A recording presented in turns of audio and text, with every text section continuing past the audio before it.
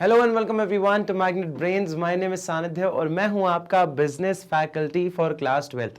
तो बेटा KG1 से लेकर 12th तक की कोई भी वीडियोस देखने के लिए आप मैग्नेट ब्रेन्स चैनल को सब्सक्राइब कर सकते हैं, जहां पे हमको सारी की सारी वीडियोस मिल जाएंगी ऑल फॉर फ्री, एकदम निशुल्क वीडियोस आपको मिल जाएंगी। आइएगा जरा हम लोग एक और बेहतरीन टॉपिक के बारे में आज डिस्कशन करने वाले हैं, जो कि है मैनेजमेंट का second part, that is importance, objective and the nature of management. कि क्या इंपॉर्टेंस है, क्या ऑब्जेक्टिव क्या होता है मैनेजमेंट का, नेचर क्या है। इससे पहले वाली वीडियो में हमने समझा कि बेसिकली फीचर्स क्या है ना, फीचर्स है, कैरेक्टरिस्टिक्स क्या है, वो हमने समझा।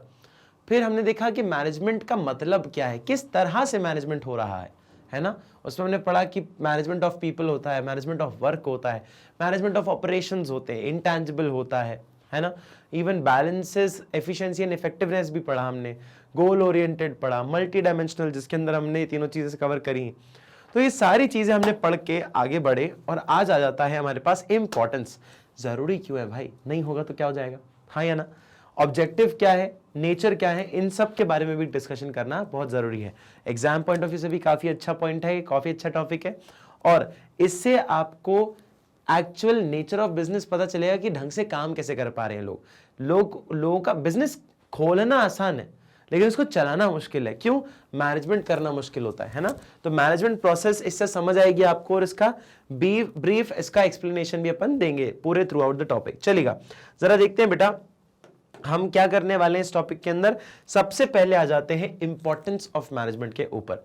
Management helps in achieving group goals. Simple सी बात है, ग्रुप गोल्स की बात हर जगह हो रही है, वही वो इंपॉर्टेंस हो, फीचर हो, कुछ भी हो, आप ग्रुप गोल्स की बात तो करोगे ही करोगे। कुछ बेसिक पॉइंट हर जगह पे आएंगे, ग्रुप गोल्स है ही है, क्योंकि मैनेजमेंट इकलौता आदमी खुद का क्या कर लेगा, इकलौता आदमी खुद का मैनेजमेंट क्या कर लेगा, लोग होंगे तभी जाके तो ढंग से मैनेजमेंट होगा, हाँ या ना। तो मैनेजमेंट क्या बोल रहे हैं, मैनेजमेंट क्या बोल रहे हैं कि it is a group goal. Group गोल होता है मैनेजमेंट इंप्रूव्स एफिशिएंसी। मैनेजमेंट क्या करता है बेटा, एफिशिएंसी को इंप्रूव करता है, एफिशिएंसी को इंप्रूव करता है, ठीक है। Now management creates a dynamic environment. Efficiency मतलब क्या, कम कॉस्ट में काम करना। Creates a dynamic organisation. Management creates a dynamic organisation मतलब क्या, हर एक तरह की सिचुएशन में हम काम कर सकते हैं, ये शो करता है मैनेजमेंट। अब देखो ना, जैसे ही कोविड आया बेटा, गूगल ने तुरंत क्या किया, गूगल ने गूगल मीट बना दिया, गूगल मीट बना दिया। गूगल ने क्या किया, गूगल मीट बना दिया कि किसी को भी मीटिंग करनी हो अनलिमिटेड घंटों तक करो बैठ के गूगल मीट पे, पूरा फ्री है सर्विस। अनलाइक जूम की तरह नहीं है कि आपको सब्सक्रिप्शन पे करना पड़ेगा वरना जूम मीटिंग खत्म हो जाएगी। बेटा गूगल मीट पे क्या कर रहे हो, गूगल मीट पे आप एंडलेस देर तक आप पढ़ाई कर सकते हो या मीटिंग्स कर सकते हो। जैसे कि कोविड के टाइम पे आपकी क्लासेस भी गूगल मीट और इनके ऊपर चल रही थी, है ना, जूम के ऊपर चल रही थी। तो यही सब चीज़ों के ऊपर काफ़ी बड़ा फोकस किया जाता है। क्लियर है, समझ आया बेटा। तो क्या बोल रहे हैं, management creates a dynamic organisation. Management जो है वो डायनेमिक ऑर्गेनाइजेशन को क्रिएट करता है, हर तरीके से काम कर सकती है वो। Management helps in achieving personal objective. Personal objective को यहां पे अब देखो बोल रहे हैं ग्रुप एक्टिविटी है, achieving group goals. Group goals को अचीव करने की बात कर रहे हो और आप बोल रहे हो सर यहाँ पे पर्सनल ऑब्जेक्टिव भी देखे जाते हैं, पर्सनल ऑब्जेक्टिव भी अचीव कहते हैं। बेटा क्या होता है, पर्सनल ऑब्जेक्टिव को ग्रुप गोल में ऐड कर दिया जाता है कि भैया सुनो, तुम्हारा मन है चाय पीने का, एक काम करो सबके लिए बना दो, खुद के लिए बना रहे हो ना, एक काम करो सारे घर के लिए बना दो। तो है क्या मतलब, तुम जो है पूरे मतलब ग्रुप के गोल्स को अचीव कर रहे हो लेकिन अपना भी साथ में कर रहे हो।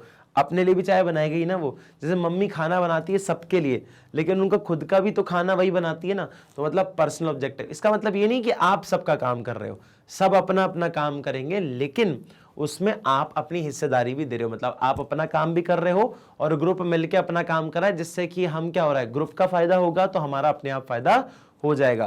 तो हम पर्सनल गोल्स को ग्रुप गोल्स में मर्ज कर देते हैं या उसको अंदर मोल्ड कर देते हैं कि ग्रुप का बेनिफिट हो या पूरी ऑर्गेनाइजेशन का बेनिफिट हो तो हमारा भी साथ बसाथ हो जाए। फिर आता है next, management helps in development of society. Society के डेवलपमेंट में काफी हेल्प करती है। जैसे बचपन में नखरे दिखाते थे ना, इसकी क्या जरूरत थी, अच्छा आप कहते हो तो ले लेता हूं, पैसे देने जाते हैं ना रिलेटिव्स, रिलेटिव्स पैसे देने जाते हैं, फूफा जी फूफा जी नहीं फूफा जी नहीं, मजाक मजाक, फूफा जी नहीं मत करो ना, मत दो मत फूफा जी, अरे मत डालो पैसे फूफा जी, मत डालो। मतलब क्या है बेटा, आपने देखा होगा कि इवन हम सोशल बैकग्राउंड, हमारे जो कल्चर हैं उसमें भी मैनेजमेंट होता है। शादी ब्याह हो, कोई भी चीज हो, इन सब चीजों में ऐसे कल्चर देखे होंगे आपने, ठीक है। तो ये क्या होता है, management helps in the development of the society. Society के डेवलपमेंट के लिए भी कौन बातें कर रहा है, हमारा मैनेजमेंट जो है उसकी इंपॉर्टेंस है। क्लियर है। तो मैनेजमेंट की इंपॉर्टेंस क्या है, ग्रुप गोल है, एफिशिएंसी ओरिएंटेड इसकी वो है, एफिशिएंसी को इंप्रूव करता है, डायनेमिक ऑर्गेनाइजेशन को क्रिएट करता है, पर्सनल ऑब्जेक्टिव भी पूरे हो जाते हैं, और उसके साथ साथ डेवलप करता है सोसाइटी को और बेहतर बनाता है काम करके, अच्छा मैनेजमेंट देके। Management helps in achieving group goals. अब देखो इसका ब्रीफ एक्सप्लेनेशन पढ़ते हैं। मैनेजमेंट, अब देखो ना ग्रुप गोल्स है, अब भांगड़ा कर रहे हो, ओ थोड़ी सी धूल मेरी ओए, ठीक है, और तुनक तुनक तुक तुनक तुनक तुक तुनक तुनक तुक राता था तुम्हारा वो स्पीड। तो भैया क्या करता है, वो ऐसे ही तो करता है कि आप जो है कंपटीशन में हो, डांस कंपटीशन में हो, तो कब अचीव करोगे, जब बेटा सब लोग सिंक में डांस करेंगे। सब लोग जो भंगड़ा पा रहे हैं, तो भैया सब लोग सिंक में भंगड़ा पाए, तभी जाके आप ग्रुप गोल्स अचीव कर सकते हो। समझ आया, हाँ या ना। चलो next point, management integrates organisational as well as personal objective.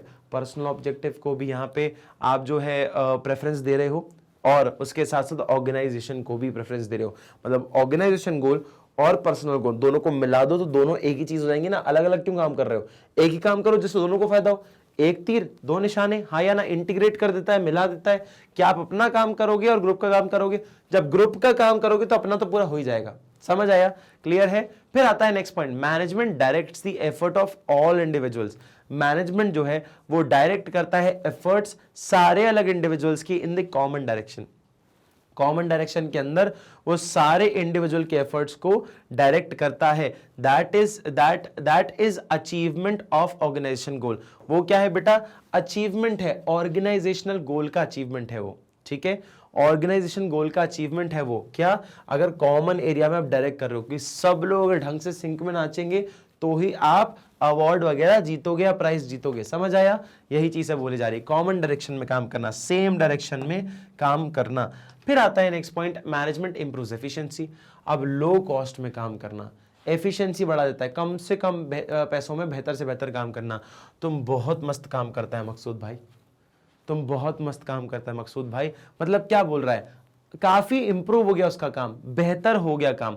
Management tries to reduce the cost and improves productivity with the minimum wastage of the resources। आप रिसोर्सेज को मिनिमम वेस्ट करोगे, आप चीजों का ढंग से इस्तेमाल करोगे, कम से कम पैसे में बेहतर से बेहतर बेनिफिट दे रहे हो। Management insist on efficiency and effectiveness in work. Management क्या है बेटा, एफिशिएंसी और इफेक्टिवनेस काम की लिए बात करता है थ्रू प्लानिंग के जरिए, ऑर्गेनाइजिंग के जरिए, स्टाफिंग के जरिए, डायरेक्टिंग के जरिए और कंट्रोलिंग के जरिए। कि मैनेजमेंट जो है वो एफिशिएंसी मतलब क्या, लो कॉस्ट और इफेक्टिवनेस मतलब क्या, ऑन टाइम। आप ये दो काम ढंग से करो ना, बाकी सब चीज अपने आप अच्छी हो जाएगी, हाँ या ना। मैनेजमेंट अगर सही काम करके दे रहा है कम से कम पैसे में, तो सदर बिजनेस को चाहिए क्या, तभी तो दिल भर के गले लगा लेगा वो बॉस जो है, आपका ओनर जो है, वो आपको मतलब दिल भर के गले लगाएगा वो आपको कि क्या काम करता है मकसूद भाई। चलो next point, management as a dynamic organisation. Dynamic organisation is affected by dynamic external environment. कि डायनेमिक एक्सटर्नल एनवायरनमेंट है, in order to match with the external environment changes in the organization are। अब क्या होगा, अब मान लीजिए Covid आ गया, तो बेटा आपकी दुकान थी, रेस्टोरेंट था, है ना, या मान रेस्टोरेंट नहीं था आपका, मान लीजिए कपड़े का दुकान था, कपड़े की शॉप थी आपकी, और आप मार्केट में बेचते थे। अब कोविड आ गया, दुकान बंद हो गया, क्या करोगे, तो आपको अपना काम बदलना पड़ेगा। आप एक काम किया, आपने सोचा यार ऑनलाइन बिजनेस करते हैं, चलो ऑनलाइन आपने अपनी पूरी शॉप डाल दी, और अब क्या कर रहे हो, ऑनलाइन लोग खरीद रहे हैं, बेच रहे हैं। मतलब क्या, आपने एक्सटर्नल एनवायरनमेंट चेंज हो गया, उसके अनुसार आपने कोई चेंजेस लेके आ दिए। समझ आया? उसे क्या कहा जाता है? उसे कहा जाता है डायनेमिक ऑर्गेनाइजेशन, कि डायनेमिक तरीके से काम करती है। जब एनवायरनमेंट बदलता रहता है तो हमें भी काम करने के तरीके कुछ बदलने पड़ते हैं। हम नहीं सुधरेंगे, ऐसा एटीट्यूड रहेगा तो भैया कोई प्रॉफिट नहीं होगा, नो प्रॉफिट। सुधरना पड़ता है बेटा, गानों में ही अच्छा लगता है, मूवीज में ही अच्छा लगता है बस सुनना, है ना, पर सुधरना पड़ता है। फिर आता है नेक्स्ट पॉइंट अपने पास। नेक्स्ट पॉइंट आता है employees in the organisation are generally resistant to change. अच्छा, जो लोग होते हैं ना, लोग होते हैं जो हमारे यहाँ पे, वो लोग ना वो ना ऐसे रेजिस्टेंट होते हैं कि बदलाव में ना बदलाव चाहते नहीं है। हम नहीं सुधरेंगे, हम ना सीखें। अब पहले आप किताबों हैंड से रजिस्टर्स लिखते थे, अकाउंट्स बनाते थे। अब जैसे ही टेक्नोलॉजी आ गई, कंप्यूटर्स आ गए, लैपटॉप आ गए, मोबाइल फोन्स आ गए, सबको बोल रहे हो भैया इलेक्ट्रॉनिक मीडियम पे शिफ्ट हो जाओ, और वो बोल रहा हम तो ना सीखें, हमें तो रजिस्टर हमने इतनी प्रैक्टिस करी, हम काहे सीखे, हम तो ना सीखें, हम ना देंगे एक्सेल पे शीट तुमको, काहे को दे दे, ये रजिस्टर पढ़ो ना, हमने इतने साल से रजिस्टर बना रहे हैं, इतनी मेहनत कर रहे थे, अच्छी सुंदर हैंड राइटिंग में हम लोग जो लिखते हैं। तो बोलते तुमने कुछ भी बोल दिया उनको कि यार इसमें ढूंढना बहुत मुश्किल होता है, फट गए, गीले हो गए, क्या करोगे इसका, ये तो कहीं इसका डेटा वेटा भी नहीं निकाल पाएंगे। बोलता हमने इतनी मेहनत से बना, ऐसे कैसे गीले हो जाएंगे, हम आग लगा देंगे पूरी दुनिया में अगर गीले हो गए तो बेटा ऐसे रेजिस्टेंट है, बदलना ही नहीं चाहते। तो ये क्या होता है बेटा, ऐसे ना हो, चेंज के अनुसार इनको भी चेंज होना पड़ेगा। Efficient management motivates the employee to adapt to changes. जो मैनेजमेंट अब अच्छा होता है ना, तो आप उनको मोटिवेट करते हो बदलने के लिए, कि जो भी इंसान कंप्यूटर चलाना सीख लेगा मैं उसकी सैलरी 10% से बढ़ा दूंगा। अब क्या हुआ, लालच आ गया मन में, अब सीख लो, अब सिखा दोगे, अब सीख जाओगे, हाँ या ना, समझ आया? ये क्या बोल रहा है बेटा, ये होता है डायनेमिक ऑर्गेनाइजेशन का पार्ट। फिर आता है next point, management helps in achieving personal objective. अच्छा, पर्सनल ऑब्जेक्टिव हमें पूरा करना है, मतलब क्या, तो उससे मेरा क्या फायदा, मुझे क्या मिल रहा है, ग्रुप को, कंपनी को फायदा हो रहा है, तो मेरे को क्या फायदा हो रहा है। तो बेटा यहां पे जब कंपनी को फायदा होगा तभी तो आपको फायदा होगा। कंपनी नुकसान में चलेगी तो आपको पैसे कौन देगा, फायदा कौन देगा, बेनिफिट्स कौन देगा, कोई नहीं दे पाएगा। Through management along with organizational objective, individuals objectives of employees are also achieved। कि एम्प्लॉइज के ऑब्जेक्टिव हों या आपके इंडिविजुअल्स के ऑब्जेक्टिव हों, ऑर्गेनाइजेशन के ऑब्जेक्टिव हों, वो सब जो है आपके पूरे हो जाते हैं अगर आप जो है एक इंडिविजुअल का ऑब्जेक्टिव और एक आप जो है ऑर्गेनाइजेशन का ऑब्जेक्टिव दोनों को मिला दो, ठीक है। Through management along with organisational objective individual objectives of an employee are also achieved. कि कंपनी को मुनाफा हो गया तो भैया आपने ऐसा पूरा कुछ काम किया होगा ना जिसकी वजह से कंपनी को मुनाफा हुआ, इसीलिए क्या होता है आपको ऑर्गेनाइजेशन गोल अचीव हो गया, मतलब पर्सनल ऑब्जेक्टिव भी अचीव हो गया। फिर आता है individuals wants to earn more, individuals को ज्यादा कमाने का मन है, and organisation want to maximise production. वो क्या करना चाहता है, ऑर्गेनाइजेशन प्रोडक्शन को मैक्सिमाइज करना चाहता है, इस लेवल पे देना चाहता है कि मतलब अपने काम को डबल ट्रिपल स्पीड से बढ़ा दे, समझ आया। पर्सनल ऑब्जेक्टिव पूरा करना है। Employees can earn more by producing more and this will fulfil the objectives of both the group. क्या होगा, अब उसको ना ये बोल लो कि 10 रुपए पर बॉटल कैप बनानी है उसको, बॉटल कैप, कि बॉटल की जो कैप होती है ना, बॉटल की जो कैप ढक्कन होता है जो पानी की बॉटल का ढक्कन, वो इसको बनाना है, इसको 10 रुपए पर बॉटल मिलेगा, ठीक है। अब इसको बोले कि जितना ज्यादा बनाएगा उतना तेरा फायदा।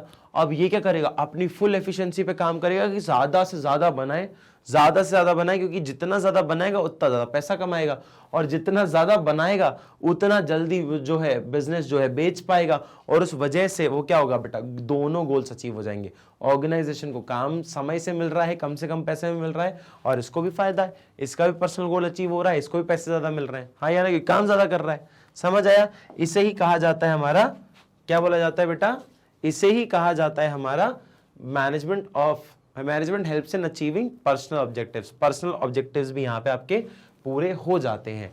Management helps in development of society, society को डेवलप करना हो। बेटा सोसाइटी अपनी कितनी रिच है, देखो ईद से लेकर क्रिसमस से लेकर गणेश चतुर्थी, दुर्गा माता, तो हमारे जो है गुरु नानक जी का कोई भी फेस्टिवल हो, दशहरा हो, राखी हो, कोई भी सिचुएशन में आपका कोई भी फेस्टिवल हो, we are so rich in our society, हम लोग बहुत रिच हैं हमारे कल्चर में। Efficient management always has multiple objective. Efficient management जो है उसके मल्टीपल ऑब्जेक्टिव होते हैं। मल्टीपल ऑब्जेक्टिव मतलब क्या, एम बहुत सारे हैं। क्या क्या होंगे, they give due importance to social obligation, social duties कुछ है तो वो पूरी करनी पड़ेगी, towards different groups of people such as employee, customer and supplier. Employee के साथ, सप्लायर के साथ और कस्टमर के साथ सभी को खुश रखना है भाई। सप्लायर को ढंग से पैसा दो तो वो खुश है, एम्प्लॉय को ढंग से सैलरी दे तो वो खुश है, कस्टमर को अच्छे से अच्छा प्रोडक्ट दो कम से कम दामों में, वो सबसे अच्छा, खुशी मिल गई इनको। क्या समझ आया, यही चीज काफी मायने रखती है। क्लियर। फिर आ जाता है next point, management insist on providing quality goods. Quality goods दो, अच्छे सामान बनाओ, कॉम्पिटिटिव सैलरी दो, कि भैया जो लोग आपके काम कर रहे हैं वो ऐसी सैलरी दे कि ऐसा ना हो कि आपके कंपनी के अंदर सबसे सस्ती मिल रही है सैलरी और दूसरे कंपनियों में आपको और ज्यादा बेहतर दिया जा रहा है, तो लोग तो आपके काम छोड़ छोड़ के जाएंगी। क्रिएट्स एम्प्लॉयमेंट, एम्प्लॉयमेंट क्रिएट करके दो, अपॉर्चुनिटीज, एम्प्लॉयमेंट अपॉर्चुनिटीज को क्रिएट करके दो। ठीक है, यहां पे भी एक और चीज बात करी गई कि भैया अगर बिजनेस ज्यादा करोगे, लोग ज्यादा बढ़ते जाएंगे बिजनेस के अंदर, तो लोगों को जरूरत भी तो होगी ना, और ज्यादा लोगों की, काम बढ़ेगा तो भैया लोगों की जरूरत पड़ेगी, तो एम्प्लॉयमेंट अपॉर्चुनिटीज भी आप यहां पर बढ़ाते हो। By increasing in production, management contributes to increase in GDP, leads to growth of the nation. National growth की बात करो या जितना ज्यादा बनाओगे उतना एक्सपोर्ट करोगे। अब मैं 140 करोड़ के लिए मैं एक प्रोडक्ट बना रहा हूं जो कि बेटा बहुत सारे लोग बना रहे हैं मेरे साथ साथ। अब कुछ ऐसे प्रोडक्ट होते हैं जो कि बहुत एक्सेस में, हो सकता है बाहर के देशों में वो चीज इतनी आसानी से ना मिलती, जैसे कि मसाले मान लो या कॉटन के कपड़े मान लो। कॉटन का प्रोडक्शन बहुत सारे देशों में ढंग का है ही नहीं, बहुत सारे देशों में मसाले बिकते ही उगते ही नहीं है, तो मसालों की जरूरत तो सबको पड़ती है, हाँ या ना। इस वजह से क्या किया अपन ने, आप इतना बनाइए कि हम इवन एक्सपोर्ट तक कर सकें। समझ आया, बाहर की नीड्स को फुलफिल भी कर सकें इंडिया की नीड्स को पूरा करने के बाद। क्लियर है, ये क्या है, डेवलपमेंट ऑफ सोसाइटी, सोसाइटी का डेवलपमेंट होता है इससे। फिर आता है नेक्स्ट पॉइंट हमारे पास बेटा, ऑब्जेक्टिव। ऑब्जेक्टिव क्या है अब मैनेजमेंट का, मैनेजमेंट का ऑब्जेक्टिव बहुत ज्यादा मैटर करता है। Objective are the ends towards which the activities of an organisation are directed. Objective वो चीज है, वो एक ऐसा लक्ष्य है जिसके लिए हम लोग आगे बढ़ते जाते हैं, काम करते जाते हैं। समझ आया कि ऑब्जेक्टिव वो ऐसा एम है, वो ऐसा लक्ष्य है कि हम कार्य वो कर रहे हैं कि वहां तक पहुंच सके। अब जैसे कि मेरे को बोला गया कि भैया ये इतना दूर जो है, मान लो बहुत दूर कहीं एक ऐसा बड़ा सा बैनर लगा हुआ है कि उसको छू के वापस आना है, तो बेटा मैं डायरेक्शन इस वाले वे में भागूंगा, पीछे भागूंगा कि सीधा भागूंगा? अरे सीधा भागूंगा ना, जहां पे मेरे को बैनर दिख रहा है। क्यों? मेरे को अपनी एक्टिविटी उस डायरेक्शन में रखनी है जहां पर वो ऑब्जेक्टिव दिख रहा है, मतलब मेरा एम क्या है, उस डायरेक्शन में ही मुझे काम करना पड़ेगा। अगर मैं पीछे भगा तो मैं अपने ऑब्जेक्टिव से दूर जा रहा हूं, है ना। मेरा कोई पर्पस है, मेरा कोई एम है, अगर मैं उसके लिए उल्टे तरीके से काम कर रहा हूं, जैसे कि मेरा पर्पस है भैया बच्चों को पढ़ाना, और मैं क्या कर रहा हूं, मैं तुम्हें नेटफ्लिक्स दिखा रहा हूं, पॉपकॉर्न खा रहे हैं, नेटफ्लिक्स देख रहे हैं इधर पूरी यूट्यूब चैनल पे, तो ऐसा थोड़ी हो सकता है, दैट इज नॉट पॉसिबल, है ना। ऑल्सो मैं अपने एम से दूर भाग रहा हूं, मतलब क्लियर है, तो ऐसा नहीं हो सकता। Objectives are the ends towards which the activities of an organisation are directed. Organisation की एक्टिविटीज इन वजह से चलती है। The managerial objective of an organisation are, managerial objective क्या है इसके, ऑर्गेनाइजेशनल ऑब्जेक्टिव। ऑर्गेनाइजेशन का ऑब्जेक्टिव होता है, सोशल ऑब्जेक्टिव होता है और पर्सनल ऑब्जेक्टिव भी होता है। ऐसे कई सारे तरह के आपके ऑब्जेक्टिव्स होते हैं अलग अलग, सोशल ऑब्जेक्टिव, पर्सनल ऑब्जेक्टिव और ऑर्गेनाइजेशनल ऑब्जेक्टिव। क्लियर है, चलिए आगे बढ़ते हैं, थोड़ा सा समझते हैं ऑर्गेनाइजेशनल ऑब्जेक्टिव क्या होता है। ऑर्गेनाइजेशनल ऑब्जेक्टिव होता है these objectives aim at prosperity and growth of an organisation. यार कंपनी आगे बढ़ती जाए, ग्रो करती जाए, यही हमारा एम है, यही हमारा ऑब्जेक्टिव है, यही हमारा एम है, यही हमारा ऑब्जेक्टिव है कि हम लोग कंपनी को आगे बढ़ता देखना चाहते हैं और उसको ग्रो करता हुआ देखना चाहते हैं। ये हमारा ऑब्जेक्टिव है। क्या बोल रहे हैं, ऑर्गेनाइजेशन का ऑब्जेक्टिव। ऑर्गेनाइजेशन की नजरों में उसको और आगे बढ़ना है और पैसा कमाना है और उसको सोशल रिकग्निशन चाहिए, उसको अपने बिजनेस का एक्सपेंशन करना है और बहुत ज्यादा ग्रो भी करना है। फिर आता है the three important organisational objectives of management are, 3 जो इंपॉर्टेंट ऑर्गेनाइजेशनल ऑब्जेक्टिव्स हैं वो कौन कौन से? सबसे पहला survival, it is the basic purpose to exist in a market and recover all cost. क्या जितना लगाया कम से कम उतना तो निकाल ले। सर्वाइवल मतलब क्या? अभी हम जिंदा है, मतलब क्या बोलना चाह रहे हैं कि यार कोई बिजनेस आया, जैसे राहुल द्रविड़ आता था, तो राहुल द्रविड़ आकर पहले ऐसे कोशिश करता है ना कि थोड़ा सा टुक खेल लूं, थोड़ा सा ऐसा टच कर लूं, है ना, थोड़ा सा बॉल प्लेसमेंट कर लूं। जैसे विराट कोहली आता है तो आते एकदम थोड़ी सिक्स मार देता है, आता है थोड़ा सा प्लेस करता है ना, फिर इधर उधर देखता है कि भैया प्लेयर तो नहीं है इधर, है ना, उधर देखा प्लेयर नहीं है, तो फिर क्या है, सीधा ड्राइव, सीधा ड्राइव। मतलब क्या, आप पूरा देख रहे हो, सर्वाइव करने की कोशिश कर रहे हो। बिजनेस के साथ भी ऐसा होता है, जब नया नया बिजनेस आता है तो उसका मन ये नहीं होता कि प्रॉफिट कमा लो और अरबपति आदमी बन जाऊं ना, वो बोलता है लोग मेरा नाम जान ले और उनको पता रहे कि मैं मार्केट में कोई मेरे बिजनेस जैसा नाम भी है। अगर लोगों को सर्वाइव करता हुआ मिल गया तो प्रॉफिट तो कमा लेंगे, तो बात की बात हो गई। पहले टिक जाओ, पहले टिक जाओ। ऐसा ना हो कि आज बिजनेस खोला अगले हफ्ते खत्म, ऐसा नहीं होना चाहिए। आपका टिकना चाहिए बिजनेस, सर्वाइवल जरूरी है। फिर आता है अपने पास नेक्स्ट पॉइंट, फिर आता है नेक्स्ट पॉइंट अपने पास प्रॉफिट। प्रॉफिट का मतलब क्या है? It is the most important objective. ये क्या है बेटा? सबसे ज्यादा इंपॉर्टेंट ऑब्जेक्टिव है ऑफ एवरी ऑर्गेनाइजेशन। हर एक ऑर्गेनाइजेशन का एक क्या होता है? ये इंपॉर्टेंट ऑब्जेक्टिव होता है।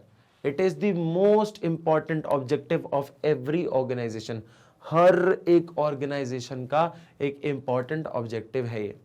इंपॉर्टेंट ऑब्जेक्टिव मतलब क्या? कि बिना प्रॉफिट के बिजनेस चल ही नहीं सकता, मैनेजमेंट हो ही नहीं सकता। क्यों नहीं हो सकता बेटा? प्रॉफिट कमाने के लिए ही तो बिजनेस करा जा रहा है, वरना इतना सारा हम पढ़ने का पर्पस ही नहीं था और बिजनेस जैसा टॉपिक का कोई मतलब ही नहीं है। कि बिजनेस करा क्यों जा रहा है? प्रॉफिट, पैसा कमाने के लिए बस, और पैसा ही कमाना है हमें। पैसे कमाने के लिए प्रॉफिट हो रहा है, सॉरी, पैसे कमाने के लिए ही हमारा बिजनेस हो रहा है, जिसे कहा जाता है प्रॉफिट। और इसी के साथ हर चीजें लिंक है, नौकरी भी लिंक है, सप्लायर भी लिंक है, कस्टमर्स भी लिंक है, हर तरह से हर इंसान लिंक होता है बिजनेस से। क्लियर? फिर आता है profit is an essential for survival and growth. यार प्रॉफिट बहुत जरूरी है यार, सर्वाइवल, टिके रहने के लिए कम से कम बल्ला तो हो हमारे पास। ये बल्ला जो है प्रॉफिट होता है, जिससे हम टिक टिक ऐसे टुच टुच टुच करके जो है अपन बॉल को रोक सके। लेकिन ये बल्ला ही छीन दो और उसके बाद इतना सा बैट दे दो, इतना सा बैट दे दो, बोल दो कि भैया आप खेलो, तो कितनी देर तक खेल पाओगे? समझ आया? एक आध बॉल के बाद आउट हो जाएगा। वही सर्वाइवल। सर्वाइवल मतलब टिकने के लिए जो सपोर्ट चाहिए आपको, प्रॉफिट का चाहिए। पैसा लगता है भैया बिजनेस चलाने के लिए, मेंटेन करने के लिए, वो आपको प्रॉफिट ला के देगा। फिर आता है ग्रोथ। ग्रोथ का मतलब क्या है? आगे बढ़ना, अपने आप को एक्सपैंड करना, आगे बढ़ना, अपने आप को एक्सपैंड करना, एक्सपेंशन ऑफ बिजनेस। ग्रोथ मतलब बिजनेस को ग्रो करना है, एक्सपैंड करना है अपने ऑपरेशन। आज एक दुकान खोली, अब 2 दुकान खोलनी है, एक और ब्रांच डालनी है, बिजनेस को एक्सपैंड करने की बातें कर रहे हो। प्रॉफिट की वजह से ही हो पाएगा वो भी। प्रॉफिट नहीं कमा रहे तो बिजनेस कैसे एक्सपैंड होगा? सिंपल सी बात है। Profit is the reward for given to a businessman for business risk. अब बिजनेस रिस्क लिया था, इसलिए उसको एक रिवॉर्ड मिलता है, क्या नाम का? प्रॉफिट नाम का रिवॉर्ड मिलता है। क्या मिलता है बेटा? प्रॉफिट नाम का रिवॉर्ड मिलता है उसको। ग्रोथ मतलब क्या है बेटा? ग्रोथ का मतलब है the success of any organisation is measured by the growth rate, and growth is measured in terms of sale, number of branches, number of product and number of employees. अब growth क्या है? Growth कैसी देखी जाएगी? कितना कमा रहे हो, कितने लोग काम करते हैं, कितनी ब्रांचेस हैं, ये कुछ सवाल आपके जवाब दे देंगे। ये कुछ सवाल आपके जवाब दे देंगे कि आप ग्रो कर रहे हो कि नहीं। कितनी ब्रांचेस हैं, कितने प्रोडक्ट हैं, कितनी सेल्स होती है, कितने एम्प्लॉय काम करते हैं। ये क्या है बेटा? एक जरिया है ग्रोथ को नापने का, कि अगर ज्यादा कमाते हो तो भैया ज्यादा अच्छी बात है, प्रॉफिट देखो क्या, पैसा ही पैसा होगा। ठीक है? ग्रोथ मतलब क्या बेटा? ग्रोथ का मतलब है कितना कमाते हो, कितनी सेल्स हो रही है ना, लोग खरीद रहे हैं कि नहीं प्रोडक्ट आपका, कितने एम्प्लॉयज काम करते हैं, ज्यादा एम्प्लॉय काम करते हैं मतलब काम ज्यादा है, मतलब बिजनेस अच्छा चल रहा है। प्रोडक्ट कितने, क्या पता प्रोडक्ट ज्यादा बनाते हो तो भी काम तो अच्छा ही होगा ना, तभी तो प्रोडक्ट इतने सारे बना रहे हो। तो ये सब कुछ चीजों से हम लोग यहाँ पे देखते भी हैं। प्रॉफिट हो गया, उसके साथ साथ ग्रोथ हो गया। ठीक है? फिर आते हैं सोशल ऑब्जेक्टिव। अब सोशल ऑब्जेक्टिव क्या है? It deals with commitment of organisation toward society. Society के साथ, तो सोसाइटी के लिए आप जो है कुछ ढंग का काम करके देते हो। क्या कर सकते हो, क्या करके दे सकते हो बेटा? Supply quality products at reasonable prices, reasonable prices पे क्वालिटी प्रोडक्ट्स दो। Contribution towards desirable civil activities, civil activities मतलब क्या, इंफ्रास्ट्रक्चर बिल्ड कर देना, अच्छे अच्छे इंफ्रास्ट्रक्चर बिल्ड कर देना जिससे हम डेवलप्ड कंट्री की तरफ बढ़ते जाएं। By products of society, all resources like business like land labour capital are received from society, कि भैया लैंड हो, लेबर हो, कैपिटल हो, हर चीजें सोसाइटी से ही ली जाती हैं। Therefore social obligation toward society must be fulfilled. आप देखो रॉ मटेरियल सोसाइटी से ले रहे हो, काम करने वाले लोग भी आपके सोसाइटी से ही आ रहे हैं, और आप बेच भी सोसाइटी को ही रहे हो, तो एक तरह से तो इस्तेमाल कर रहे हो ना, इसलिए उनको बेनिफिट्स भी दो। सोशल ऑब्जेक्टिव्स क्लियर है, समझ आया बेटा, हाँ या ना? जरा देखो एक बार, समझ आ रहा है? 150 रुपया देगा, कितना देगा बेटा? 150 रुपया देगा। कितना देगा बेटा? 150 रुपया देगा।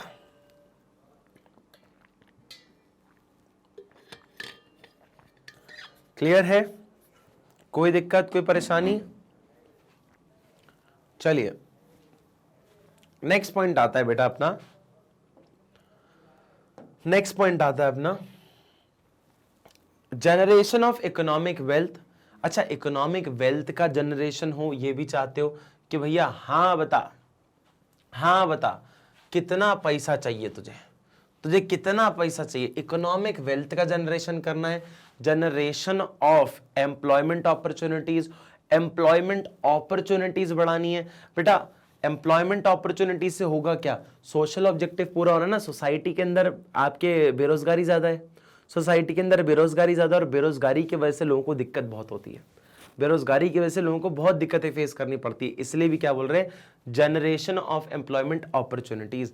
आप काम करोगे, काम बढ़ाओगे तो एम्प्लॉयमेंट अपॉर्चुनिटीज भी आगे बढ़ेंगी। Financial support to a community, community को एक फाइनेंशियल सपोर्ट भी मिलता है। क्या मिलता है बेटा?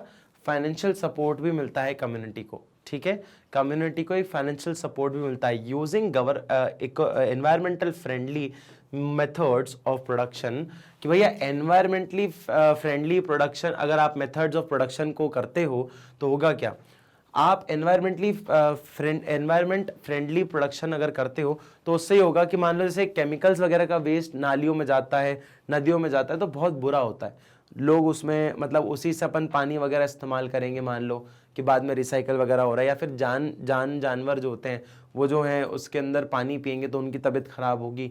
वही पानी अगर आपके लैंड्स में छोड़ दिया जाए जिसमें सब्जियां उगती हैं, तो भैया क्या होगा, आपको काफ़ी ज़्यादा उसमें बीमारियां फैल सकती हैं, फसल खराब हो जाएगी, और गंदे गंदे पानी से आप जो है सब्जियां वगैरह उगा रहे हो, तो हमारी हेल्थ पे भी काफ़ी असर पड़ता है उस चीज़ का। तो ऐसा ना करो, एनवायरमेंट फ्रेंडली चीज़ें यूज़ करो, जिससे होगा क्या, उससे बेनिफिट्स ये होंगे कि सबके लिए अच्छा रहेगा, एक एनवायरमेंट इको फ्रेंडली बना रहेगा। क्लियर है, समझ आया बेटा? ये कुछ चीज़ें आपको और एक बार देखनी पड़ेंगी। क्लियर है?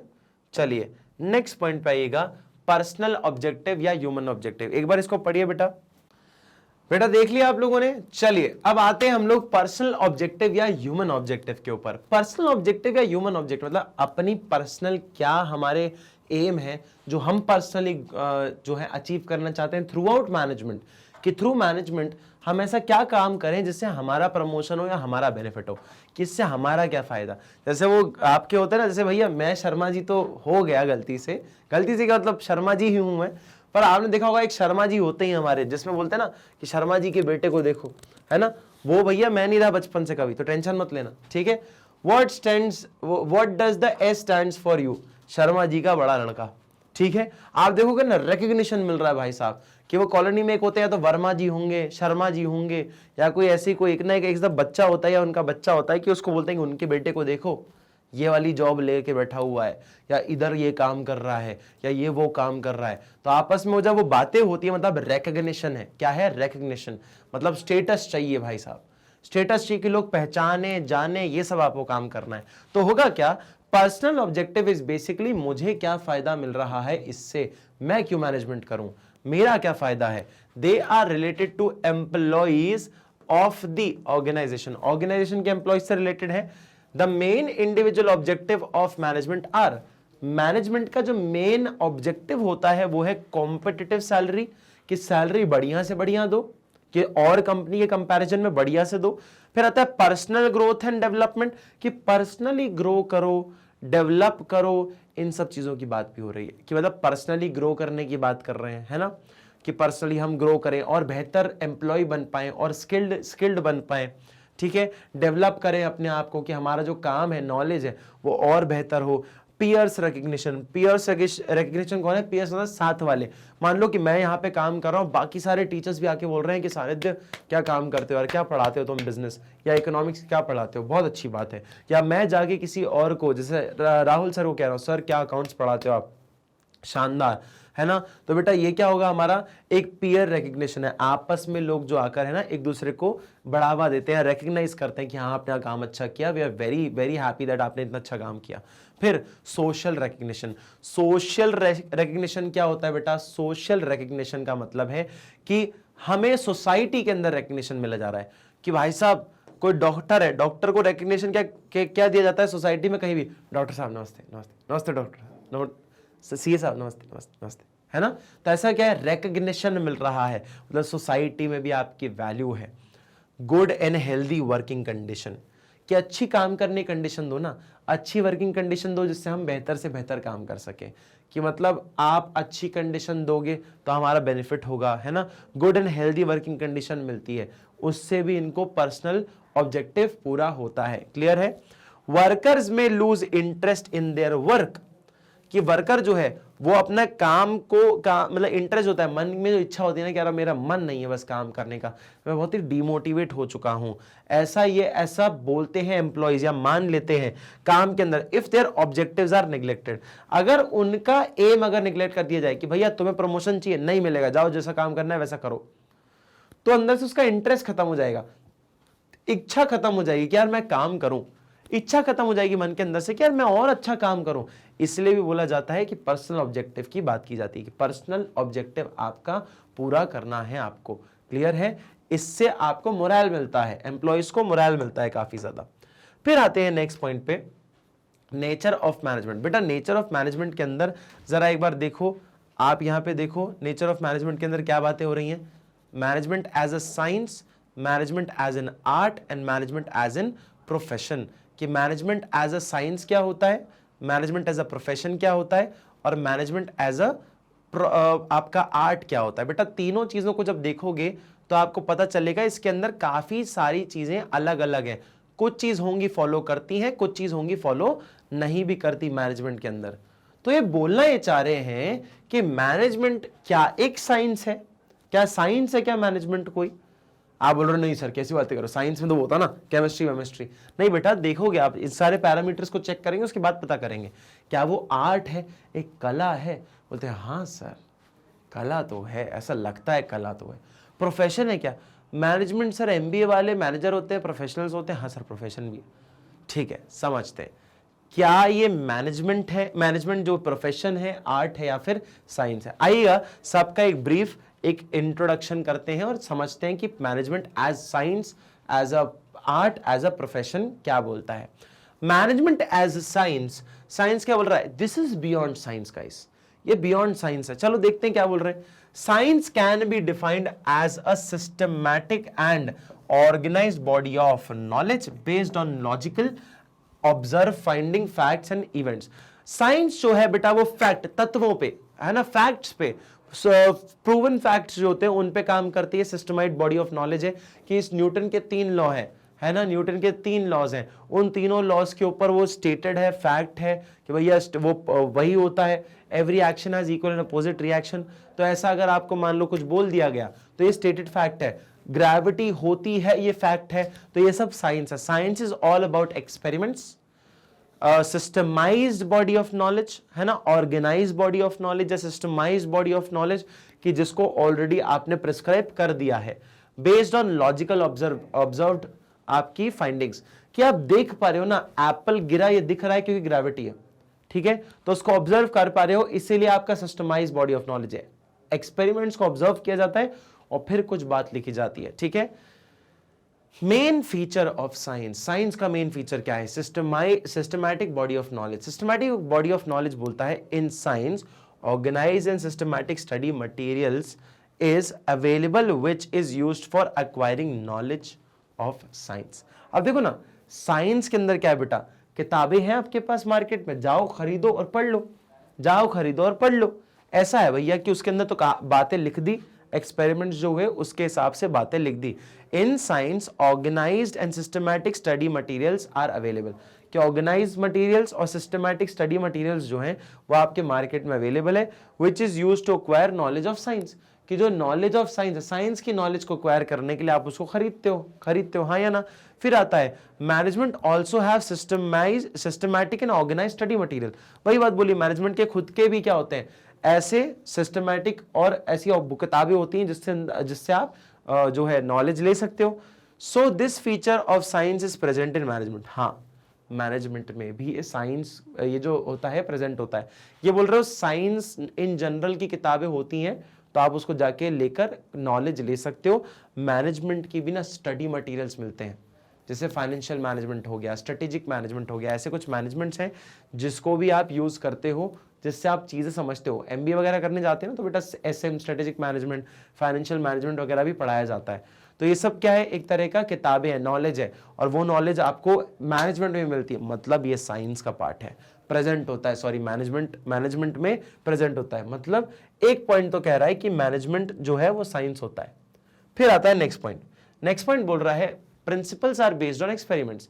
प्रिंसिपल जो है एक्सपेरिमेंट्स के ऊपर बेस्ड होते हैं, एक्सपेरिमेंट्स किए जाते हैं।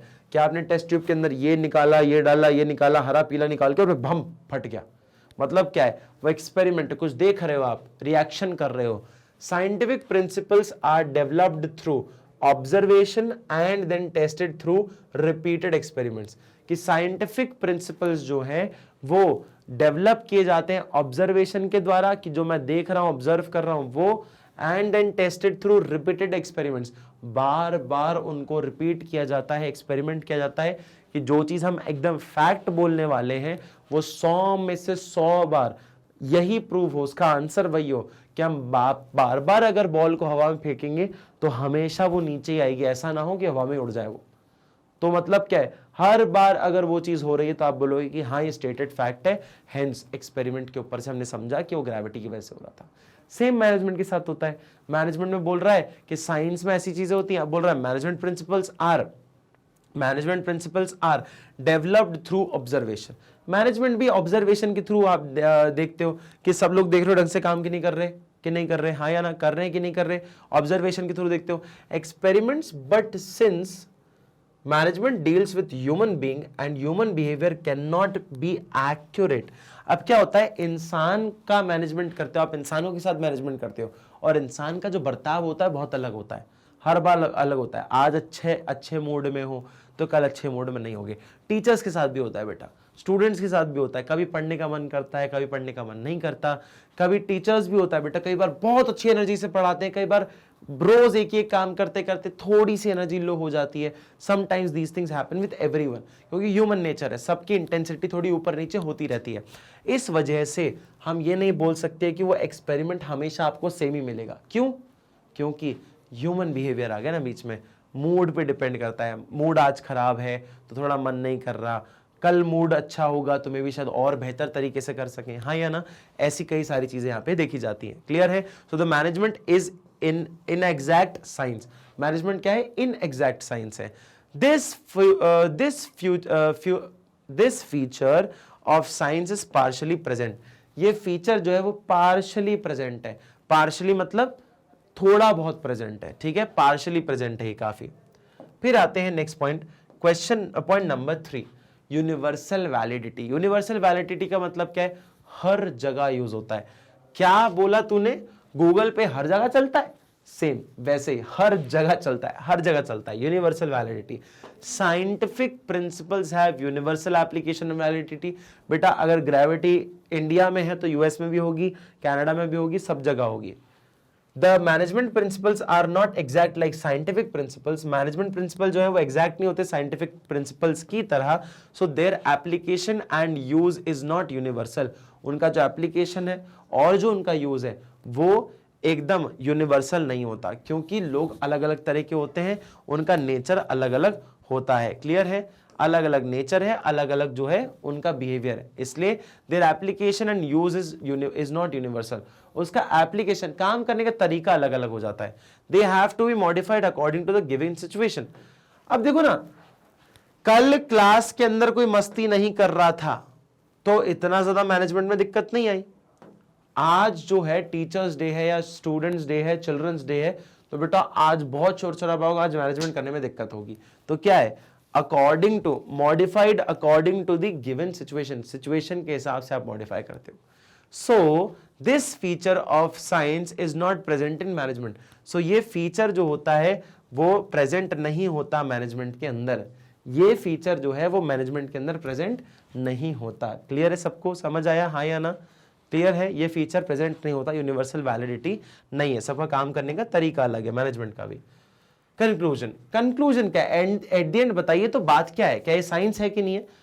On comparing the feature of science with management we find that one feature of science is present. कौन सा? सबसे पहले वाला। In management whereas two are not present, दो प्रेजेंट नहीं है, so management can not be considered pure science but it is a social science.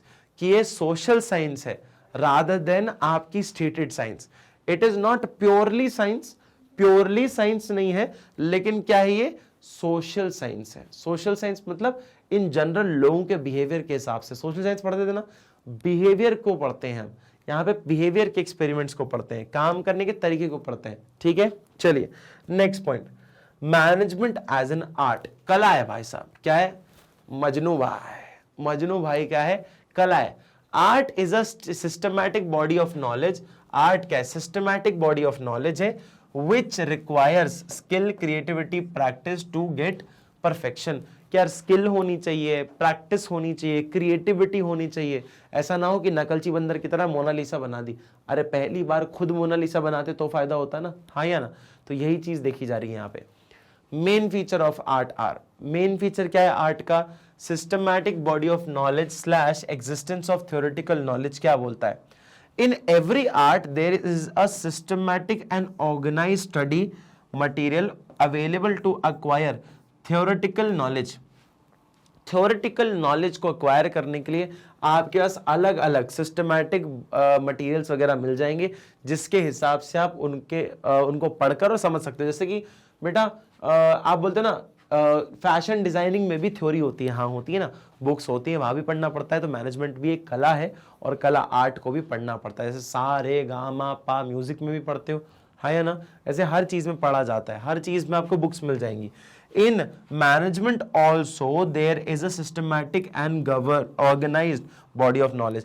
जैसे कि आर्ट में आपको किताबें मिल जाएंगी, वैसे ही आपको मैनेजमेंट के अंदर भी आपको किताबें मिल जाएंगी। तो हाँ, ये चीज तो सेम, मतलब सो this feature of art is present in management. मतलब ये systematic body of knowledge present है मैनेजमेंट के अंदर। वो तो साइंस में भी था, तो ऐसा क्या लगे सर? चलो ठीक है, आगे वाले और पॉइंट्स पे चलते हैं। पर्सनलाइज एप्लीकेशन, ये बात बहुत तकड़ी है कि ये बाबू राय का स्टाइल ले रहे, ये बाबू राव का स्टाइल ले रहे। ये बात पूरा कंफर्म कर देता है बाबू राव का स्टाइल, मतलब कि हमारा जो काम करने का तरीका है ना, हमारा जो बेसिकली काम करने का तरीका है, या फिर हम ये बोले कि हमारा जो पर्सपेक्टिव है, वो पर्सपेक्टिव ये कि हमारा जो पर्सनलाइज एप्लीकेशन है। मैं जिस तरीके से पेंटिंग बनाता हूं, जैसे कि मैंने आपको एक चीज बताई, जैसे कि मैं एक वो चीज बताता हूं, अपना ना एक वो था, बचपन में एक पेंटिंग बनाते थे कि बचपन में सब लोग ऐसी पेंटिंग बनाते थे। बचपन में सब लोग ऐसी वाली पेंटिंग जरूर बनाते होंगे, आपको याद होगा सब लोगों ने ऐसी पेंटिंग जरूर बनाई होगी, जिसके अंदर पहाड़ है, ऐसे थोड़ा और पीछे चलते हैं, ऐसे पहाड़ है ना, ऐसे पहाड़ है और उसके बीच में आपकी नदी आ रही है। थोड़ा सा डार्क ब्लू कर देते हैं नदी का पानी जो थोड़ा सा डार्कर कर देते हैं, ठीक है, थोड़ा सा डार्कर कर देते हैं। चलो ये देखो नदी आ रही है, इसका फ्लो भी है ना, इसका फ्लो भी है, ठीक है, इसका फ्लो भी है। अब जरा देखना, ये नदी है। अब क्या हुआ, मैंने इसके ऊपर बर्फ भी लगा दी। क्या लगा दी बेटा? बर्फ भी लगा दी, थोड़ी सी बर्फ भी लगा दी, ठीक है। अब देखो आपने बर्फ भी दिख रही है आपको, हाँ या ना? ये बर्फ भी दिख रही। सर क्या कर रहे हो? मैं बता रहा हूँ कुछ बेटा तुम्हें, देखो ड्रॉ करके दिखा रहा हूँ। आपको याद होगा कि आपने ऐसे बर्फ बर्फ भी बनाई होगी, फिर थोड़ी सी काली कलर की चिड़िया भी बनाई होगी। तो काली कलर तो यहाँ पे पूरा बोर्ड ही है, तो आपको व्हाइट चिड़िया बना देता हूँ, है ना, व्हाइट चिड़िया बना देता हूँ ऐसे। ये वाली चिड़िया भी सबने बनाई होगी। फिर आपने जो ये हट भी बनाई होगी, हट भी बनाया होगा ऐसा, है ना, हट भी बनाया होगा आपने ऐसा, ऐसा हट भी बनाया होगा जिसके अंदर ऐसा एक गेट है, ऐसा झोपड़ी है ना, झोपड़ी है, झोपड़ी है, ऐसा आप झोपड़ी बना रहे हो, ठीक है, झोपड़ी बना रहे हो, ठीक है, झोपड़ी बना रहे हो, ऐसा झोपड़ी है। थोड़ा सा ऐसे आपके ऊपर वो जैसे घास फूस होता है, तो ऐसा घास फूस वाला झोपड़ी है ये, ठीक है, घास फूस वाला झोपड़ी है ये, घास फूस वाला झोपड़ी है। फिर जो है मैं एक सन बना रहा हूं। क्या बना रहा हूं बेटा? एक सन, सूरज बना रहा हूं, जो कि सनसेट या सनराइज हो रहा है, सनसेट या सनराइज हो रहा है, जिसका सनसेट या सनराइज हो रहा है। ये देखो अपन ने यहां तक कर दिया इसको, क्या कर दिया अपन ने? इसको यहां तक कर दिया। अब आप ये समझ क्या पा रहे हो? सर प्रूफ क्या हो रहा है इससे? बेटा मैं जो ये पेंटिंग बना रहा हूं, बताइए अगर ये पेंटिंग आप लोग भी बनाए, अगर ये पेंटिंग आप लोग भी बनाए तो क्या सेम एग्जैक्ट वैसी बनेगी जैसे मैंने बनाई है? क्या सेम एग्जैक्ट वैसी ही बनेगी क्या जैसे मैंने बनाई है? बिल्कुल भी वैसी नहीं बनने वाली। क्यों नहीं बनने वाली? क्योंकि मेरा तरीका अलग है और आपका तरीका अलग है। यहाँ पे मैं ऐसे छोटी डंडी, बड़ी डंडी, छोटी डंडी, बड़ी डंडी, छोटी डंडी, बड़ी डंडी वाली ये भी डाल सकता हूँ। आप लोगों का हो सकता है बड़ा पहाड़ पे बर्फ ना हो, आपका हो सकता है हट का कलर अलग हो, नदी का डायरेक्शन किसी का इधर हो सकता है, किसी में चिड़िया कम हो सकती है, किसी के चिड़िया में हो ही नहीं सकती, किसी का घोड़ा हो सकता है, किसी का घास हो सकती है। मतलब एंडलेस कॉम्बिनेशंस हैं। क्या है बेटा? Endless combinations. इसीलिए बोला जाता है कि भैया यहाँ पे हम एक चीज समझ पा रहे कि पर्सनलाइज्ड एप्लीकेशन है। क्या है बेटा? Personalised application. पर्सनलाइज्ड एप्लीकेशन का मतलब है कि भैया सबका काम करने का तरीका अलग है और सबका मैनेजमेंट करने का तरीका भी अलग होता है। यही चीज आपको प्रूफ करनी थी। समझ आया? हाँ या ना? चलिए चलिए बेटा एक बार चलो देख लीजिए, हाँ या ना, समझ आया कि नहीं, क्लियर है? तो बेटा चलिए आगे बढ़ते हैं अपने नेक्स्ट पॉइंट पे आइएगा। पर्सनल एप्लीकेशन आपको पता चल गया। पर्सनलाइज्ड एप्लीकेशन मतलब क्या? इन field of art only theoretical knowledge is not enough. Theoretical knowledge सिर्फ इनफ नहीं है। Every artist must have personal skill. सबकी एक पर्सनल स्किल होनी चाहिए, सबका एक अपना काम करने का तरीका होता है, सबकी पर्सनल स्किल होनी चाहिए। And creativity to apply the knowledge. Creative भी होना चाहिए एक इंसान, ऐसा ना हो कि बस ऑर्डिनरी काम कर रहा है। In management also manager learn same management theories and principle. क्या होता है बेटा? किताबों में सेम बातें लिखी जाती है और हर इंसान सेम बात पढ़ता है, पर उसको इंप्लीमेंटेशन अलग अलग होना चाहिए, अपना तरीका होना चाहिए। ऐसा होता है ना, क्रिकेट तो भैया सभी जानते हैं कैसे खेलना है, लेकिन सबका एक अपना तरीका है। तेंदुलकर अलग तरीके से खेलता है, और फुटबॉल के अंदर रोनाल्डो का अलग स्टाइल है, मेसी का अलग स्टाइल है। So you make it more personalized, है ना, पर्सनलाइज बनाते हो। But their efficiency depends upon how well they use these principles under different situations. पर जो एक चीज अलग बनाती है इस बात को कि अलग अलग सिचुएशन में आप इसको कैसे इस्तेमाल करते हो, कैसे यूज करते हो इस चीजों को, उस नॉलेज को, वो बताता है पर्सनलाइज्ड एप्लीकेशन। सबका काम करने का तरीका अलग है हर एक सिचुएशन में। जैसे कि अगर मान लो कहीं लाइट चली गई और आप किसी ऐसे भूतिया बंगले के अंदर हो, तो एक इंसान होगा बोलेगा अबे चिल आउट हो जाओ यार, क्या है, लाइट ही तो वही है ना, टेंशन क्यों ले रहे हो। एक इंसान की भट्टी पड़ी होगी, एक इंसान रोने लग गया होगा, एक इंसान चिल्ला ही रहा है, शांति नहीं हो रहा, एक इंसान भागने ही लग गया चप्पल उठा के। तो मतलब हर किसी इंसान का तरीका होता है सिचुएशंस के साथ हैंडल करना। That is what means personalized application. So this feature is of art is present in management. ये फीचर भी मैनेजमेंट में होता है। सब अपनी अपनी तरीके से मैनेज करते हैं चीजों को, जैसे घर सब अपने अपने तरीके से मैनेज करते हैं, हाँ या ना। किसी को टॉवल जो है, किसी को जो टाल है, वो टाल जो होता है आपको बेड पे पसंद नहीं है, किसी को रहता है कि घर में चप्पल पहन के घूमो, किसी को रहता है खाने की जो प्लेट्स हैं वो भैया सिंक में जाके रखो। इन सब चीजों के बारे में भी कई बार डांटें पड़ती रहती हैं आप लोगों को। फिर आता है based on practice and creativity. अच्छा, आर्ट जो है ना वो प्रैक्टिस और क्रिएटिविटी से अच्छा होता है। अब आप जो सिंगिंग प्रैक्टिस करोगे तभी अच्छी होगी, तो डांसिंग प्रैक्टिस करोगे तभी अच्छा होगा। ऐसे थोड़ी पहली बार जाकर रेमोन डिसूजा के सामने कर दिया और बोल दे मुंबई आ जाओ, ऐसा नहीं होता। You have to practice, you have to be more creative, क्योंकि सेम चीज नहीं होनी चाहिए। देखो क्रिएटिविटी, देखो बेटा क्रिएटिव होना पड़ेगा आपको। क्या होना पड़ेगा बेटा? क्रिएटिव होना पड़ेगा, ठीक है। An artist requires regular practice of art to become more fine in practice. अब क्या होगा, एक इंसान को बार बार प्रैक्टिस की जरूरत है। जैसे मैं एग्जांपल देता हूं, एक स्टडी थी, जिस स्टडी में 50 आउंसेस ऑफ जो आपका 50 आउंसेस ऑफ 50 केजी नहीं, 50 आउंसेस ऑफ या 50 आउंसेस ऑफ आपका जो है क्ले रखा गया था। क्ले रखा गया था, क्ले होता है ना, क्ले जिससे अपन पॉट्स बनाते हैं। 2 टीम बांट दी, एक टीम को बोला आप इससे एक पॉट बनाओगे, एक ऐसा पॉट बनाओगे, you'll only one pot, you'll make only one pot, ऐसा एक ही पॉट बनाओगे जो कि सबसे बेस्ट होना चाहिए शेप में, जो कि सबसे बेस्ट होना चाहिए शेप में। तो इन्होंने बहुत मेहनत करी, एकदम नक्काशी झाड़ झाड़ के एकदम ऐसे बढ़िया सा एक पॉट बनाया, और इनको बोला तुम जितने बना सकते हो ना उतने बनाना। इसने बहुत सारे बनाए, फिर बहुत सारे बनाए, ऐसे खूब सारे, इसने खूब सारे ऐसे पॉट्स बनाते रहे, खूब सारे पॉट्स ऐसा बनाता रहा, खूब सारे, जितने ज्यादा हो सकता है उतने ज्यादा पॉट्स बनाए। बताओ किसका ज्यादा बेटर होगा पॉट, 1 वाले का या 2 वाले का? बेटा it is the 2 second one. Why sir? Why sir? उनको तो बोला भी नहीं था ना, उनको तो इतना सा बोला था कि सबसे ज्यादा बनाने। बेटा एक चीज क्या होती है, आप जो काम पहली बार करते हो ना वो सबसे खराब होता है, ठीक है। ये इतना अच्छा नहीं होगा जितने ये वाले पॉट्स होंगे। डायग्राम में फर्क है, मेरी ड्राइंग मेरी बहुत, मैं बैठ के बना नहीं सकता उसको बार बार कि पॉट्स ही बनाता रहूं पूरी क्लास में। बट एक चीज कहने का पर्सपेक्टिव क्या है, आप जब पहली बार कोई चीज बनाते हो उसका परफेक्शन थोड़ा सा कमी होती है। सेकेंड टाइम आपको पता होता है क्या गलत नहीं करना, थर्ड टाइम पता होता है और क्या गलत नहीं करना, और जब आप बार बार सेम काम करते हो तो आप परफेक्ट हो जाते हो। This is known as art. Art भी ज्यादा फाइन कब होता है, जब आप उसको रेगुलर बेसिस पे काम करते जा रहे हो, रेगुलर प्रैक्टिस उसकी होती जा रही है। फिर आता है without practice artist lose their perfection. उनका परफेक्शन जो है वो छूट जाता है अगर प्रैक्टिस ना करें तो। प्रैक्टिस इसलिए जरूरी है। उनका परफेक्शन, पेन पकड़ने का तरीका, ब्रश के स्ट्रोक्स मारने का तरीका, अगर सालों से आपने पेंटिंग नहीं करी तो आप भूल जाओगे। सालों से अगर स्पोर्ट्स नहीं खेला तो आप भूल जाओगे, तो अच्छा परफॉर्म नहीं करोगे। Some ways with experience, some ways with experience, कुछ एक्सपीरियंस के साथ आते हैं। Managers also improve their skills, managerial skills and efficiency. जो मैनेजर है ना वो भी अपनी इंप्रूव करता है स्किल्स को, मैनेजेरियल स्किल्स को इंप्रूव करता है। सो this feature of art is also present in management. ये क्या है बेटा, ये भी प्रेजेंट होता है मैनेजमेंट के अंदर।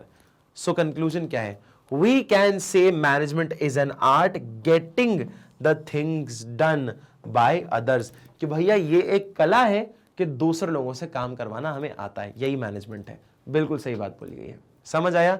फिर हमारे पास जो है एक और पार्ट आ जाता है, that is management is a profession. Management क्या है बेटा, एक प्रोफेशन है, कि एक प्रोफेशनल आदमी है, वैसा आपका एक प्रोफेशन है। Profession can be defined as a occupation backed by specialized knowledge.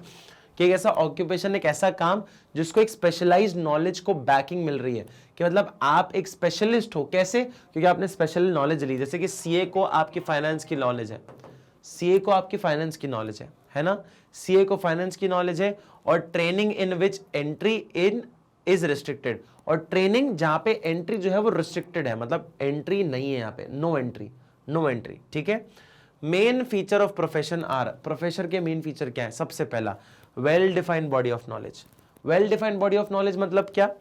In profession there is a well defined body of knowledge. Profession के अंदर क्या होता है? Well defined body of knowledge होता है। Well defined body of knowledge का मतलब है कि यहां पे एक्सपर्ट जो है वो जो है यहां पे काम करते हैं, एक्सपर्ट्स हैं। इनकी जो नॉलेज है वो किताबों में होती है। जैसे सीए फाइनेंस के अंदर काम करेगा, डॉक्टर जो है वो बॉडी या हेल्थ के लिए काम करेगा, ठीक है। In case of management all there is availability of systematic bodies of knowledge.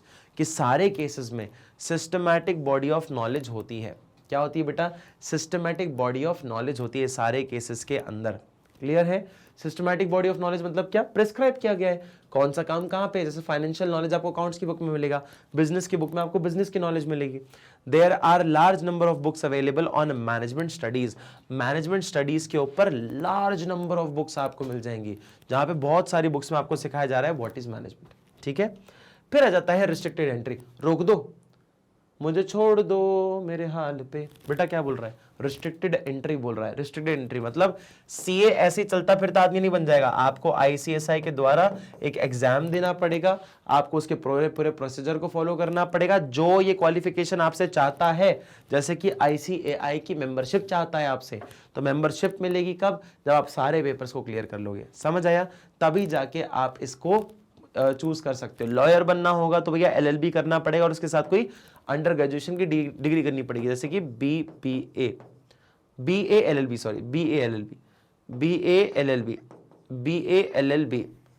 LLB करना पड़ेगा। डॉक्टर के लिए एमबीबीएस करना पड़ेगा minimum.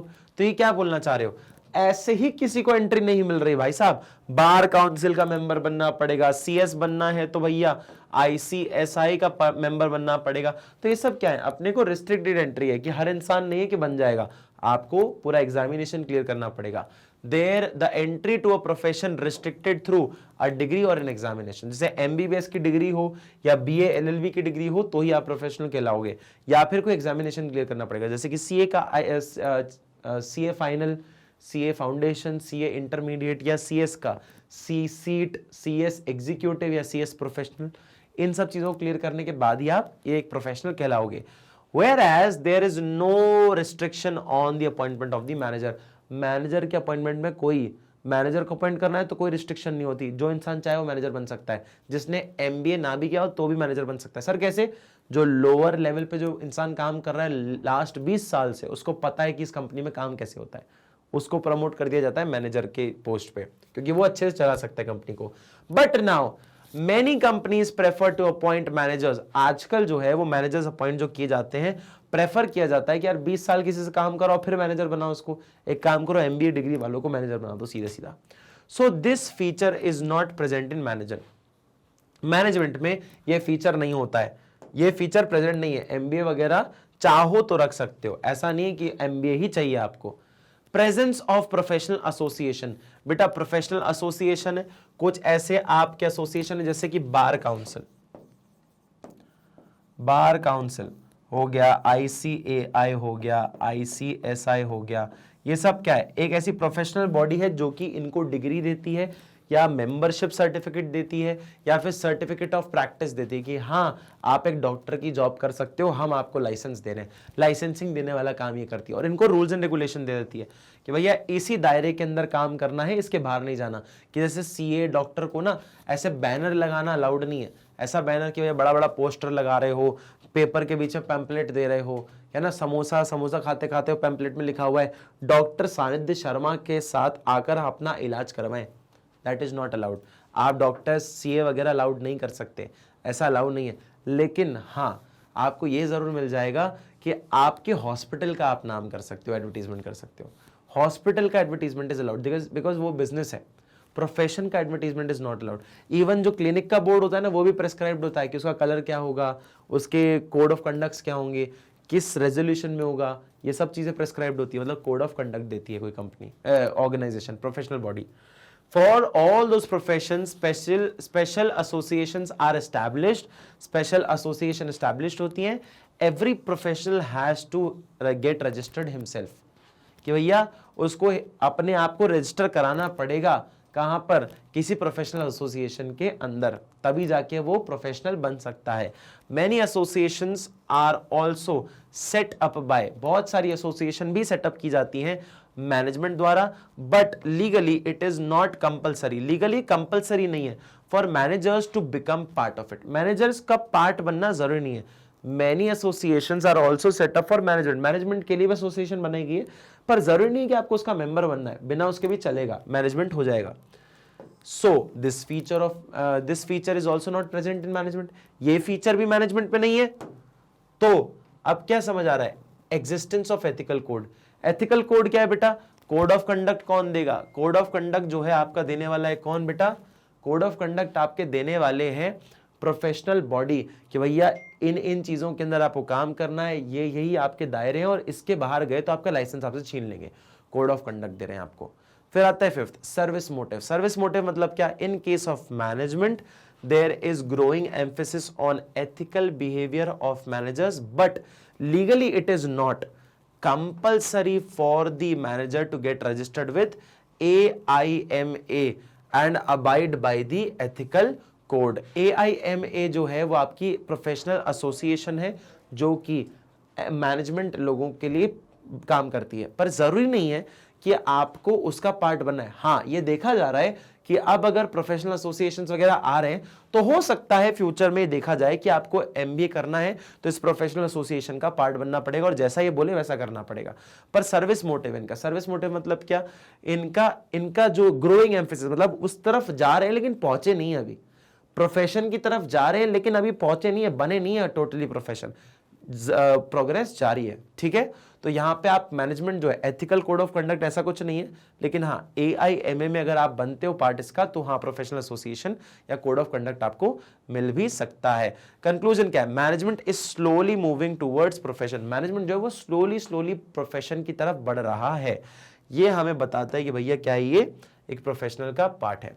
I hope you like the video guys. ऐसी और अमेजिंग वीडियोस देखने के लिए आप मैग्नेट ब्रेन्स चैनल को सब्सक्राइब कर सकते हो, जहां पे KG1 to 12 तक की सारी वीडियोस आपको मिल जाती है एकदम निःशुल्क, दैट इज फ्री। तो CBSE इंग्लिश मीडियम हो, स्पोकन इंग्लिश हो, CUET हो, NTSC हो, ओलंपियाड हो, CBSE हिंदी मीडियम हो, हिंदी मीडियम के लिए अपने पास अलग चैनल भी है, UP, बिहार, MP बोर्ड, ये सारे बोर्ड्स के लिए अपने पास क्या है बेटा, वीडियोस अवेलेबल हैं on website and YouTube channel as well.